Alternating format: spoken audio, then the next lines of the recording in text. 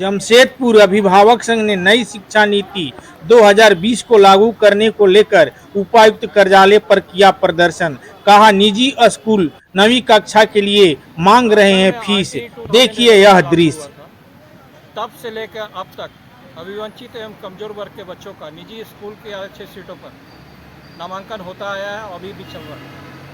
2011 में जिन बच्चों का नामांकन हुआ था वे बच्चे अब 9 क्लास में आ गए, 8 क्लास पास हो गए और आरटी कानून उन्हें 8 क्लास तक फ्री एजुकेशन देने की बात करता है। 9 क्लास में उन बच्चों से फीस की मांग की जा रही है स्कूलों द्वारा।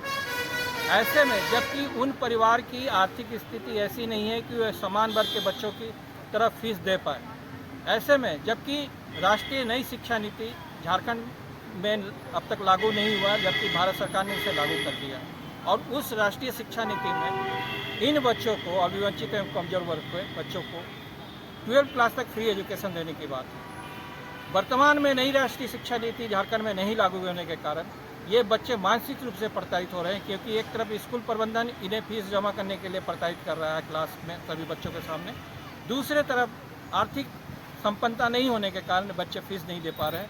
ऐसे में प्रताड़ित बच्चे जो है स्कूल जाने से कतराना शुरू कर दिए हैं। जमशेदपुर अभिभावक संघ आज उपायुक्त महोदय के समक्ष सभी बातों को रखते हुए मांग करने आया है कि राष्ट्रीय शिक्षा नीति के तहत इन बच्चों को 12 क्लास तक फ्री एजुकेशन देने का निजी स्कूलों को उनको माध्यम से आदेश दिया। कितने बच्चे होंगे?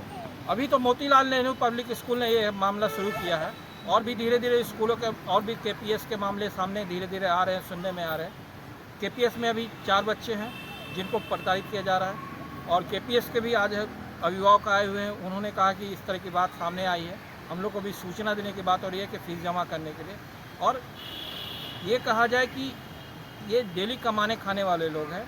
भारत सरकार ने इन्हीं की दुर्दशा को देखते हुए इनके बच्चों के अच्छे एजुकेशन के लिए आरटी कानून लागू किया था, लेकिन उस आरटी कानून को जमशेदपुर के निजी स्कूलों द्वारा मजाक बना दिया गया। एक तरफ तो किसी स्कूल में बच्चों का नामांकन नहीं हो रहा है, बच्चे प्रताड़ित हो रहे हैं, माता पिता प्रताड़ित हो रहे हैं। एक दिन का उनका जो है डेली कमाने खाने वाले लोग अपने बच्चे के एडमिशन के लिए स्कूल दौड़ रहे हैं, तो उनका एक दिन का नौकरी का जो है वेज खत्म हो जा रहा है। आगे क्या करेंगे?